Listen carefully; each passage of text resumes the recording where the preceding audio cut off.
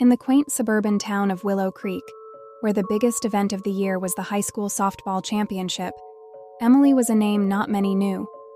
She was a junior at Willow Creek High, a school that prided itself on its sports achievements, especially its girls' softball team. Emily, with her average grades and unremarkable athletic ability, had always been just another face in the crowded hallways. But this year, she was determined to change that. She wanted to be part of the team, to wear the school colors with pride, and to be someone people cheered for. The only problem was, she wasn't good enough. Emily's desperation to join the team led her down a path she never thought she'd tread. She started by trying to charm Coach Thompson, a middle-aged man with a soft spot for flattery. She stayed late after tryouts to ask for tips, complimented his coaching style, and laughed at all his jokes. But when the list was posted, her name was nowhere to be found. Not one to give up easily, Emily shifted her strategy. She began to befriend the less popular girls on the team, offering them help with homework and inviting them over for study sessions. It wasn't long before she discovered that Sarah, the team's star pitcher, was struggling with her own demons. Sarah confided in Emily about her abusive boyfriend, her parents' divorce, and the pressure to maintain her athletic scholarship. Emily listened, feigning concern, all the while gathering information she could use to her advantage. One evening, as the team celebrated a victory at a house party, Emily saw her chance. She slipped a strong sedative into Sarah's drink, watching as the girl became drowsy and eventually passed out. Emily helped her to a bedroom, whispering to a few key teammates that Sarah had drunk too much and needed to rest. The next morning, rumors swirled about Sarah's wild night, and her reputation began to tarnish. Coach Thompson, a stickler for discipline, suspended Sarah from the next few games. With Sarah out of the picture, Emily's plan seemed to be working. She was called up as a temporary replacement, and though her skills were mediocre, she played with a ferocity that impressed the coach. But success came at a price. The guilt of what she had done to Sarah weighed heavily on her, and she began to have nightmares. She saw Sarah's face in every shadow, heard her voice in every whisper of the wind. Emily's mental health deteriorated, and she found herself standing on the edge of the school's rooftop one night, contemplating the emptiness below. It was there that Emily met Mark, a senior with a reputation for being a loner.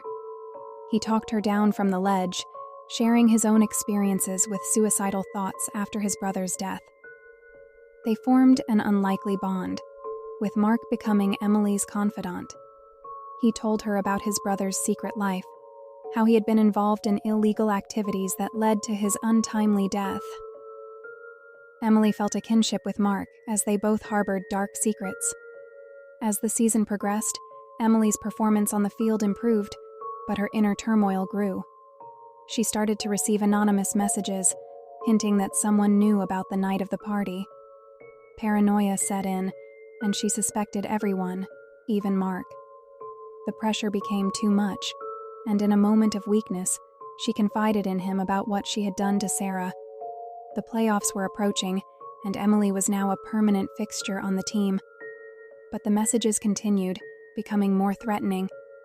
She decided to confront Sarah, who had since returned to the team, hoping to find some semblance of forgiveness.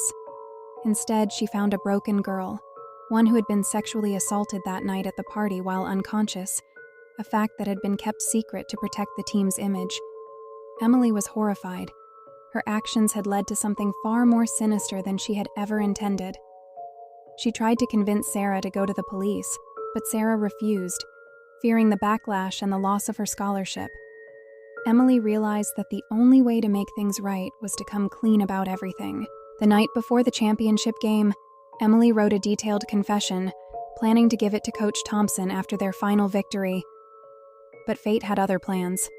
During the game, as Emily stepped up to bat, she saw a figure in the stands, a man with a camera pointed directly at her. Panic set in, and she swung wildly, missing the ball completely. As she prepared for the next pitch, the man stood up, revealing himself to be a private investigator hired by Sarah's family. The crowd gasped as the investigator walked onto the field, handing Coach Thompson a folder. Inside were photos of the party, including one of Emily carrying an unconscious Sarah to the bedroom. The game stopped, and Emily's world crumbled around her. She was arrested on the spot, her dark secret exposed for all to see. The story of Emily's downfall spread like wildfire, a cautionary tale of ambition gone awry. The championship was forfeited, and the team was disbanded. Sarah transferred schools, leaving behind the trauma that had been inflicted upon her. And Emily, once a girl who just wanted to belong, found herself alone, facing a future overshadowed by the consequences of her actions.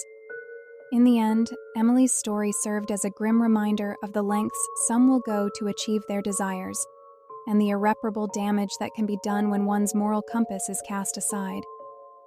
Her last swing was not one that connected with a softball, but one that struck the very heart of her community, leaving a scar that would not soon heal.